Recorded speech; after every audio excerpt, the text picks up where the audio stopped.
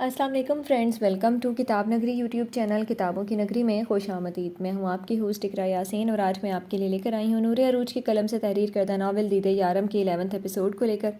اس episode کو start کرنے سے پہلے آپ جلدی سے کر لیجئے ہمارے چینل کو سبسکرائب، ویڈیو کو لائک اور کلک کر لیجئے بیل آئیکن کو۔ اگر آپ اس ناول کو مکمل ریڈ کرنا چاہتے ہیں تو آپ آج ہی DBL کی سبسکرپشن حاصل کر کے اس ناول کو مکمل ریڈ کر سکتے ہیں۔ اب آتے ہیں ایپیسوڈ کی جانب۔ اس پل حاجب نے خواہش کی تھی کہ کاش وہ اندھا ہو جاتا یا بنا مڑے ہی اس کی سانسیں تھم جاتی، کیونکہ جو منظر اس نے دیکھا تھا وہ اس کی رہی سہی طاقت بھی ختم کر چکا تھا۔ اس کی پیٹھ پر چھرا گھونپنے والی کوئی اور نہیں، اس کی اپنی محبت تھی۔ لیلا آنکھوں میں نفرت بھرے ہاتھ میں چھرا لیے کھڑی تھی۔ اس کے چہرے پر ایسے تاثرات تھے جیسے وہ حاجب کو جانتی تک نہ ہو۔ اتنی بیزاری، اتنی نفرت کہ حاجب کو لگ رہا تھا اس کے سامنے کوئی اور لیلا کھڑی ہو۔ کیوں؟ وہ محض یہی پوچھ سکا تھا۔ اسے اپنا ایسا کوئی جرم یاد نہیں آیا تھا جس پر اسے دھوکہ ملے۔ کیونکہ نفرت کرتی ہوں میں تم سے حاجب ربی، تم سے، تمہارے قبیلے سے، تمہارے خاندان سے۔ تم سب ذمہ دار ہو ہماری بربادی کے۔ تمہیں کیا لگا تھا زبردستی مجھ سے شادی کر کے، مجھ سے جھوٹا پیار جتا کر تم سب ٹھیک کر لوگے؟ لیلا نے نفرت سے اس کی آنکھوں میں دیکھتے پوچھا تھا۔ تمہارے باپ نے ہمارے قبیلے کو کوہ کاف سے دربدر کر دیا، ہمارے سر پر راجن جیسا شیطان مسلط کر دیا۔ تمہارے باپ کی وجہ سے میں نے اپنے ماں باپ کھو دیے۔ ساری زندگی خوف اور دہشت کی نظر ہوئی میری۔ حاجب کی تکلیف پل پل بڑھتی جا رہی تھی، تبھی گھٹنوں کے بل زمین پر گرا۔ ہم نے تو آپ سے کوئی زیادتی نہیں کی، پھر ہماری محبت سے اتنا بڑا دھوکہ کیوں؟ حاجب نے سرخ ہوتی آنکھوں سے اسے دیکھتے پوچھا۔ کیونکہ تمہارے باپ کو بھی علم ہونا چاہیے حاجب ربی کہ جب کوئی اپنا بچھڑتا ہے تو کتنی تکلیف ہوتی ہے۔ بادشاہ ربی اب ساری زندگی اس تکلیف میں گزاریں گے، نہ وہ جی سکیں گے نہ مر سکیں گے۔ لیلا اسپاٹ لہجے میں بولتی 2 قدم اس کے قریب آئی۔ کیا میری محبت آپ کی نفرت کو ذرا بھی کم نہیں کر سکی؟ حاجب نے ایک آس سے پوچھا۔ ہاں، میرے نزدیک تمہاری محبت اور تمہاری کوئی اوقات نہیں ہے، نہ ہی مجھے تمہاری محبت کی ضرورت ہے۔ میرا مقصد صرف اور صرف کرتاز قبیلے کی بربادی ہے، لیلا نے ہنکارا بھرتے کہا۔ تو وہ جو آپ کا رویہ اور نرم انداز، وہ کیا تھا؟ حاجب کو یقین نہیں آ رہا تھا کہ وہ وہی لیلا ہے جو اتنے دنوں سے اس کے ساتھ رہ رہی تھی۔ وہ کیا ہے نا، ایسا دکھاوا ضروری تھا، ورنہ تم میرے ساتھ یہاں کیسے آتے؟ تمہارے پیٹھ میں چھرا گھونپنے کے لیے تمہارا اعتبار جیتنا تو ضروری تھا نا۔ تو کیا وہ اتنے دنوں سے محض دکھاوا کر رہی تھی؟ اس کا یہ روپ دیکھنے کے بعد حاجب کچھ کہنے کے قابل نہیں رہا۔ چلتی ہوں، تمہارے ساتھ یہ کچھ وقت بہت اچھا گزرا۔ اس کا چہرہ تھپتھپاتے وہاں سے نکلتی چلی گئی تھی۔ حاجب نہیں جانتا تھا وہ بچے گا یا نہیں، کیونکہ جو دھوکہ اس کی محبت نے اسے دیا تھا اس کے بعد اس میں جینے کی کوئی خواہش بھی باقی نہیں رہی تھی۔ اس کی آنکھیں آہستہ آہستہ بند ہوتی چلی گئیں۔ دوسری سمت ملکہ زلیخا کا دل صبح سے عجیب سی بے چینی میں گھرا تھا۔ انہیں حاجب کی تکلیف محسوس ہو رہی تھی جس کے باعث وہ ایک پل بھی سکون میں نہیں آ سکی تھی۔ بادشاہ، ملکہ زلیخا آپ سے ملنا چاہتی ہیں۔ بادشاہ ربی نے کسی کام میں مصروف تھے جب دربان نے آ کر انہیں پیغام دیا۔ بھیجو انہیں اندر، بادشاہ ربی نے سر ہلا کر کہا تو وہ باہر نکل گیا۔ کچھ ہی دیر میں ملکہ زلیخا وہاں داخل ہوئیں۔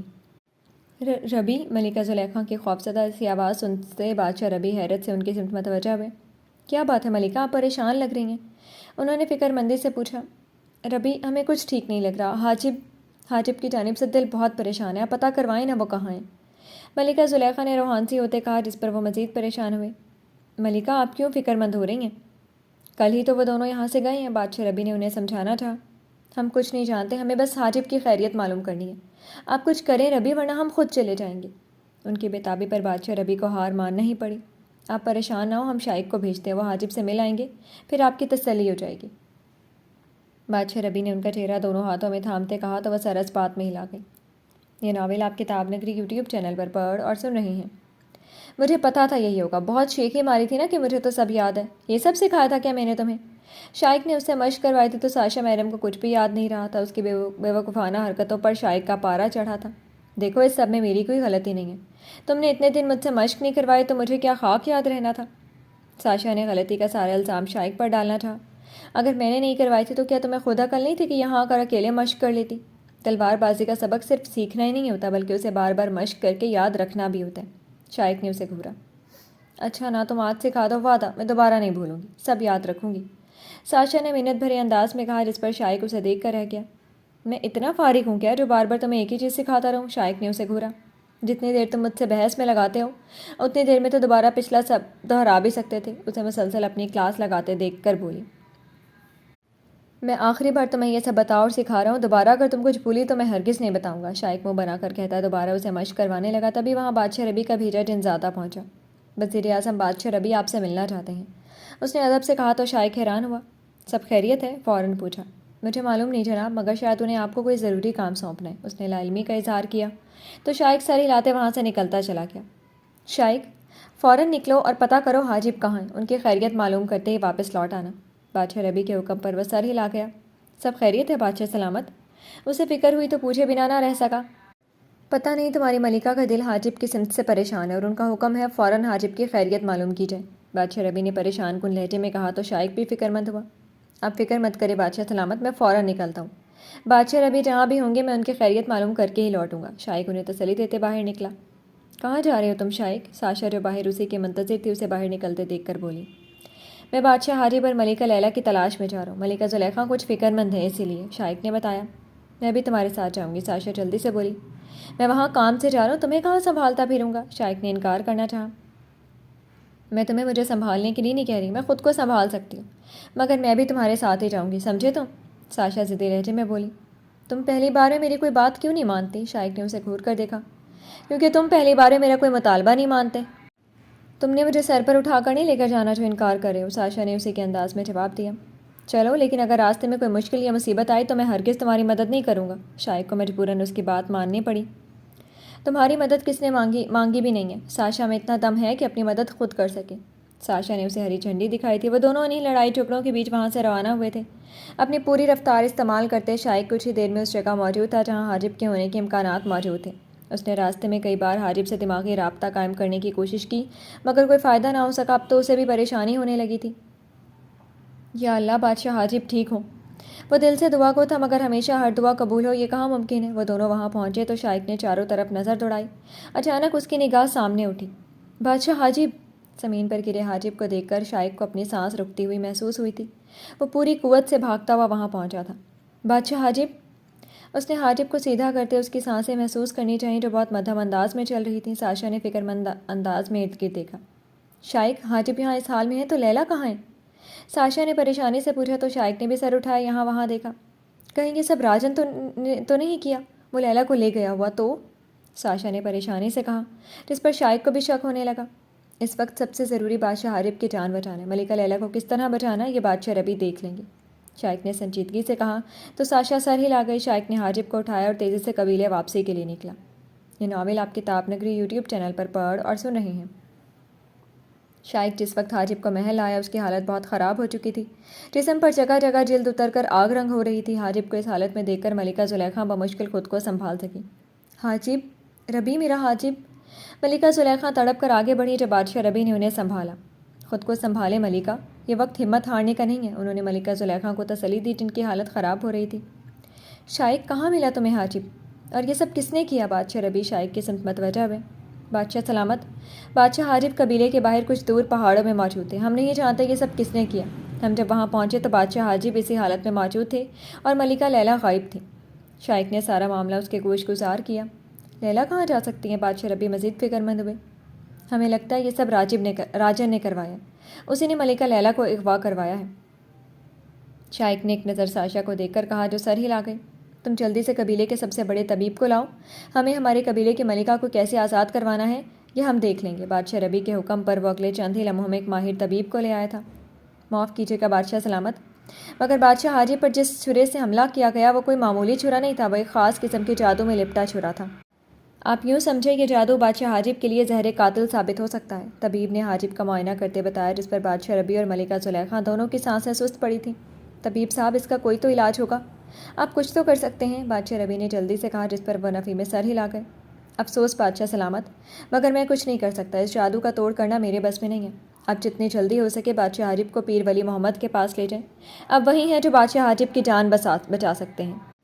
لیکن خیال رہے بادشاہ سلامت کہ یہ سب جتنی جلدی ہو سکے کیجیے، ہر گزرتا لمحہ بادشاہ حاجب کو زندگی سے دور کر رہا۔ طبیب نے معذرت کی تو بادشاہ ربی ٹھہر سے گئے۔ ربی سنبھالیں خود کو۔ ملکہ زلیخا اپنے آنسو پیتی ان کی طرف بڑھی تھی۔ شائق تم حاجب کو لے کر پیر ولی محمد کے پاس پہنچو، ہم یہاں سب سنبھال لیں گے، مگر جب تک حاجب پوری طرح ٹھیک نہیں ہو جاتے تم ان کے پاس سے ہلو گے بھی نہیں، سمجھے؟ بادشاہ ربی نے حکم دیا تو شائق سر ہلاتے حاجب کو لیے وہاں سے نکلا۔ ساشا اس بار بھی اس کے ساتھ ہی آئی تھی، مگر شائق اس بار انکار نہ کر سکا۔ شاید اسے خود کو کسی ساتھ کی ضرورت تھی۔ وہ حاجب کو لے کر انسانی دنیا میں آیا۔ پیر ولی محمد کے ڈیرے پر پہنچا تو وہ مریدین کے بیچ بیٹھے واز فرما رہے تھے۔ شائق روپ بدل کر آیا تھا، مگر وہ انہیں دیکھتے ہی پہچان گئے۔ ہم آپ سب سے اجازت چاہتے ہیں، ہمارے کچھ مہمان بہت دور سے آئے ہیں، ہمیں ان کے خاطر مدارت کرنی ہوگی۔ پیر ولی محمد نے سب لوگوں سے کہا تو وہ سب باری باری اٹھ کر وہاں سے نکلتے چلے گئے۔ شائق بچے وہاں کیوں رک گئے؟ آؤ نا۔ شیخ ولی محمد نے انہیں بلایا تو شائق ان کے سامنے آ کر 2 زانو بیٹھ گیا، ساتھ ہی حاجب کو ان کے سامنے لٹایا۔ ہماری مدد کرے مرشد، بادشاہ حاجب کی جان خطرے میں ہے، اب صرف آپ ہی ہیں جو ان کی مدد کر سکتے ہیں۔ شیخ ولی محمد کے چہرے پر حاجب کی حالت دیکھ کر رحم سا جھلکا۔ سب خیر ہوگی انشاءاللہ، تم پریشان مت ہو، وہ شافی بھی ہے اور رحمان بھی، وہ حاجب کو بھی شفا عطا کرے گا، اٹھاؤ اسے اور ہمارے ساتھ آؤ۔ شیخ ولی محمد انہیں لیے اندر اپنے حجرے کی طرف بڑھ گئے۔ ایک جانب بستر پر حاجب کو لٹاتے انہوں نے حاجب کے زخم کا معائنہ کیا تو ان کے چہرے پر فکر مندی کا آثار نمایاں ہوئے۔ حاجب کا زخم ہماری سوچ سے بھی زیادہ خطرناک ہے شائق، یہ کوئی معمولی جادو نہیں ہے، یہ نہ جانے۔ انہوں نے تفصیل سے بتایا تو شائق ساکت ہوا۔ یہ حاجب کی قوت مدافعت ہی ہے جو یہ اب تک زندہ ہے، ورنہ اس چھری کا وار چند لمحوں میں کسی بھی جنزادے کی جان لینے کی طاقت رکھتا ہے۔ وہ مزید بولے تو کیا کچھ نہیں ہو سکتا شیخ؟ کیا بادشاہ حاجب کو ٹھیک کرنے کا کوئی طریقہ نہیں ہے؟ شائق نے ڈوبتے دل سے پوچھا۔ کیوں نہیں، وہ ہے نا، وہ درد دیتا ہے تو درمان بھی دیتا ہے۔ وہ اگر حاجب کو یہاں لایا ہے تو ہمیں اس کی مدد کا وسیلہ بھی بنائے گا۔ وقت لمبا لگے گا مگر مجھے یقین ہے حاجب ٹھیک ہو جائے گا۔ انہوں نے آنکھیں بند کر کے کچھ پڑھ کر پھونکا تو حاجب کے جسم کے گرد ہالہ سا بن گیا۔ یہ حالہ حاجب کے جسم میں اس تکلیف اور زہر کو پھیلنے سے روکے گا، تب تک ہم حاجب کی تکلیف کی دوا ڈھونڈ لیں گے۔ انہوں نے کہتے مڑ کر مختلف کتابیں دیکھنی شروع کر دیں۔ ہم کچھ ضروری سامان تلاش کرنے جا رہے ہیں، شائق تم حاجب کے پاس رہنا اور کسی بھی قسم کی تبدیلی پر یہ آیت پڑھ کر حاجب پر پھونک دینا۔ ایک کتاب میں کچھ پڑھتے وہ باہر جانے لگے، جب رک کر شائق کو سمجھایا۔ جی شیخ، میں خیال رکھوں گا۔ اس سارے عمل میں ساشا بالکل خاموش تماشائی بنی ہوئی تھی۔ شیخ ولی محمد اسے سمجھاتے وہاں سے نکلتے چلے گئے تھے۔ یہ ناول آپ کتاب نگری یوٹیوب چینل پر پڑھ اور سن رہے ہیں۔ 1 سال بعد انسانی دنیا میں 1 سال کا وقفہ بڑی تیزی سے گزرا۔ حاجب کی حالت میں بہت حد تک سدھار آیا تھا، لیکن اس عرصے میں بھی اسے ہوش نہیں آیا تھا۔ شیخ ولی محمد کی بھرپور کوششوں کے بعد اس کے جسم سے جادو کا مکمل اثر ختم ہو چکا تھا۔ آہ! حاجب کے لبوں سے بے ساختہ کراہ نکلی، جس پر اس کے قریب بیٹھا شائق بری طرح چونکا۔ اس عرصے میں شائق اس کا سایہ بن کر رہ گیا تھا، وہ اسے چھوڑ کر ایک پل کے لیے بھی کہیں نہیں گیا تھا۔ بادشاہ حاجب! اس کے جسم میں ہوتی جنبش پر شائق تیزی سے اٹھتا اس پر جھکے بولا، لیلا! وہ ایک لمبا عرصہ دنیا سے غافل رہا تھا، مگر یہ غفلت بھی اس کے ذہن و دل سے لیلا کو نکالنے میں کامیاب نہ ہو سکی۔ چند پل سر کو یہاں وہاں جنبش دینے کے بعد اس نے آہستہ سے آنکھیں کھولیں۔ شائق اسے آنکھیں کھولتے دیکھ کر تیزی سے باہر نکلا تاکہ شیخ ولی محمد کو بلا سکے۔ حاجب، میرے بچے! شیخ ولی محمد نے اس کے سر پر دست شفقت رکھتے اسے پکارا جب وہ پوری طرح آنکھیں کھول گیا۔ شیخ! حاجب نے انہیں دیکھا تو آہستہ سے اس کے لب پھڑپھڑائے۔ آپ کی کہیں کوئی تکلیف محسوس ہو رہی ہے تو بتائیں ہمیں، انہوں نے پیار سے پوچھا تو وہ نفی میں سر ہلا گیا۔ ہم کہاں ہیں شیخ؟ اس نے آہستہ سے پوچھا۔ آپ ہمارے حجرے میں ہیں۔ تقریباً 1 سال پہلے شائق آپ کو زخمی حالت میں ہمارے پاس لائے تھے، انہوں نے بتایا تو وہ لب بھینچ گیا۔ اتنا عرصہ گزر گیا تھا اسے اس لاشعوری کی حالت میں۔ ہم واپس لوٹنا چاہتے ہیں شیخ، ہمیں اجازت دیں۔ اس نے اٹھنا چاہا، جس پر شیخ ولی محمد اس کے کندھے پر ہاتھ رکھ گئے۔ اتنی جلد بازی مت کریں حاجب، آپ یوں سمجھے اللہ پاک نے آپ کو دوسری زندگی بخشی ہے، چند دن اپنے جسم کو دیں اپنی طاقتوں کو بحال کرنے کے لیے، پھر ہی ہم آپ کو جانے کی اجازت دے سکتے ہیں۔ انہوں نے نرمی سے سمجھایا تو وہ خاموش ہو گیا۔ ان کی کسی بات پر انکار کرنا وہ ویسے بھی بے ادبی تصور کرتا تھا۔ شائق، ساشا بیٹی کو کہیں حاجب کے لیے ان کی دوائی تیار کریں۔ وہ دوائی حاجب کو پلائیے، ہم بچوں کو دیکھ لیں۔ وہ حاجب کو دوبارہ لیٹتا دیکھ کر وہاں سے نکلتے چلے گئے۔ شائق باہر آیا جہاں ساشا مدرسے کے بچوں کے ساتھ ہی قرآن کی تلاوت کر رہی تھی۔ اسے اس مدرسے میں رہتے 1 سال ہونے کو تھا، اور اس بیچ جو سب سے بڑی تبدیلی آئی تھی وہ یہ تھی کہ ساشا نے شیخ ولی محمد کے واعظ سے متاثر ہو کر اسلام سیکھنا شروع کیا تھا، اور کچھ ہی دیر کے عرصے میں وہ خود بھی اسلام قبول کر چکی تھی۔ شیخ ولی محمد نے اسے نہ صرف اسلام قبول کروایا تھا بلکہ اسے قرآن بھی سکھانے لگے، اور پھر کچھ ماہ پہلے اس کا اور شائق کا نکاح کروا دیا۔ شائق حاجب کی ایسی حالت میں یہ سب نہیں چاہتا تھا، مگر شیخ ولی محمد کو انکار کرنا بھی ممکن نہ تھا۔ کچھ ہی دیر میں شائق ساشا سے دوائی بنوا لایا۔ ساشا بھی اس کے ساتھ ہی اندر لوٹی تھی۔ شائق نے خاموشی سے حاجب کو دوائی پلائی۔ اسے سب جاننا تھا، مگر فی الحال شاید حاجب کچھ بھی بتانے کی حالت میں نہیں تھا۔ بادشاہ حاجب، میں نے یہ سارا عرصہ اس انتظار میں گزارا کہ آپ آنکھیں کھولیں اور مجھے بتائیں کہ آپ کے ساتھ یہ سب کس نے کیا۔ میں اسے زندہ نہیں چھوڑوں گا۔ شائق نے اسے دوائی کھلانے کے بعد اس سے پوچھا، جس کا چہرہ بے تاثر ہو چکا تھا۔ جس نے یہ کیا ہے وہ ہمارا مجرم ہے شائق، ہم جانتے ہیں ہمیں اسے کیسے سزا دینی ہے۔ حاجب اسپاٹ لہجے میں بولا۔